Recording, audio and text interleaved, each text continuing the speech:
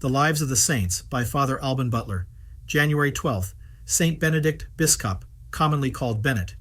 He was nobly descended, and one of the great officers of the court of Oswy, the religious king of the Northumbrians. He was very dear to his prince, and was beholden to his bounty for many fair estates and great honors. But neither the favors of so good and gracious a king, nor the allurements of power, riches, and pleasures, were of force to captivate his heart, who could see nothing in them but dangers and snares so much the more to be dreaded as fraught with the power of charming.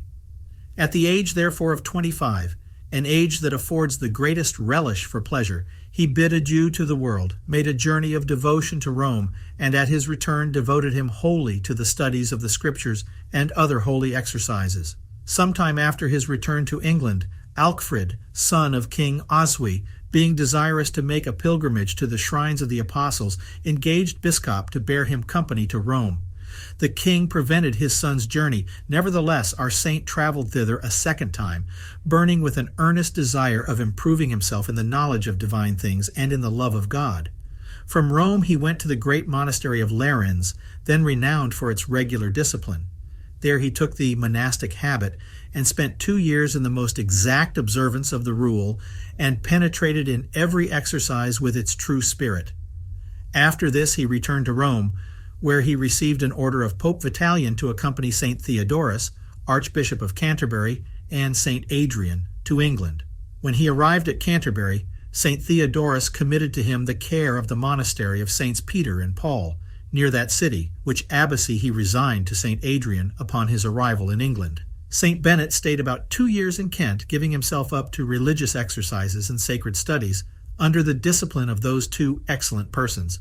Then he took a fourth journey to Rome, with a view of perfecting himself in ecclesiastical discipline and the rules and practice of a monastic life, for which purpose he made a considerable stay at Rome and other places. He brought home with him a choice library, relics and pictures of Christ, the Blessed Virgin, and other saints. When he returned to Northumberland, King Egfrid, in whose father's court St. Bennet had formerly lived, bestowed on him 70 ploughs or families of land for building a monastery. This the saint founded on the mouth of the river Were, whence it was called Wearmouth. When the monastery was built, St. Bennet went over to France and brought back with him skillful masons, who built the church for this monastery of stone and after the Roman fashion. For till that time stone buildings were very rare in Britain. Even the church of Lindisfarne was of wood, and covered over with a thatch of straw and reeds, till Bishop Eadbert procured both the roof and the walls to be covered with sheets of lead, as Bede mentions. St. Bennet also brought over glaziers from France, for the art of making glass was then unknown in Britain. In a fifth journey to Rome, St. Bennet furnished himself with a larger stock of good books, especially the writings of the Fathers, also of relics and holy pictures, with which he enriched his own country. His first monastery of Wearmouth was entitled from St. Peter, Prince of the Apostles. And such was the edification which it gave, that the same king added to the saint a second donation of lands, consisting of 40 ploughs, on which Biscop built another monastery at a place called Gurwy, now Jarrow on the Teena, 6 miles distant from the former, and this latter was called St. Paul's. These two monasteries were almost looked upon as one, and St. Bennet governed them both, though he placed in each a superior or abbot, who continued subject to him, his long journey to Rome and other avocations making this substitution necessary.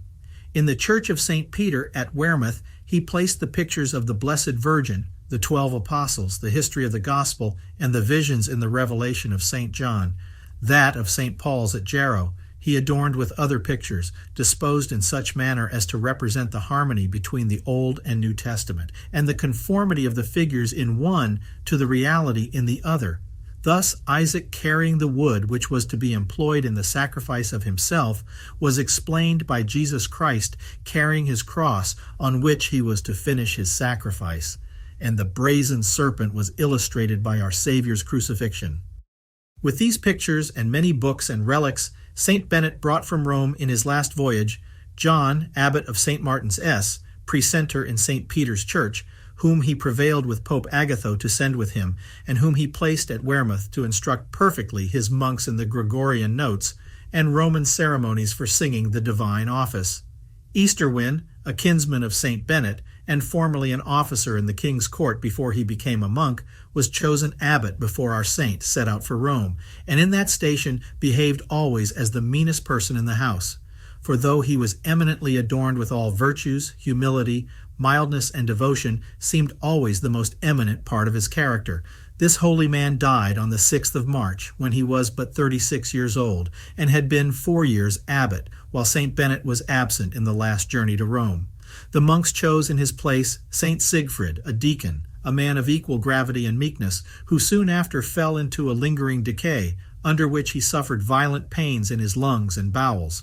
He died 4 months before our saint. With his advice, 2 months before his death, St. Bennet appointed St. Ceolfrid abbot of both his monasteries, being himself struck with a dead palsy, by which all the lower parts of his body were without life. He lay sick of this distemper 3 years, and for a considerable time was entirely confined to his bed. During this long illness, not being able to raise his voice to the usual course of singing the divine office, at every canonical hour he sent for some of his monks. And while they, being divided into 2 choirs, sung the psalms proper for the hour of the day or night, he endeavored as well as he could to join not only his heart, but also his voice, with theirs. His attention to God he seemed never to relax, and frequently and earnestly exhorted his monks to a constant observance of the rule he had given them. "You must not think," said he, "that the constitutions which you have received from me were my own invention. For having in my frequent journeys visited 17 well-ordered monasteries, I informed myself of all their laws and rules, and picking out the best among them, these I have recommended to you." The saint expired soon after, having received the viaticum on the 12th of January, in 690. His relics, according to Malmesbury, were translated to Thorney Abbey in 970, but the monks of Glastonbury thought themselves possessed at least of part of that treasure. The true name of our saint was Biscop Badusing, as appears from Edius Stephen in his life of St. Wilfrid. The English Benedictines honor him as one of the patrons of their congregation, and he is mentioned in the Roman Martyrology on this day.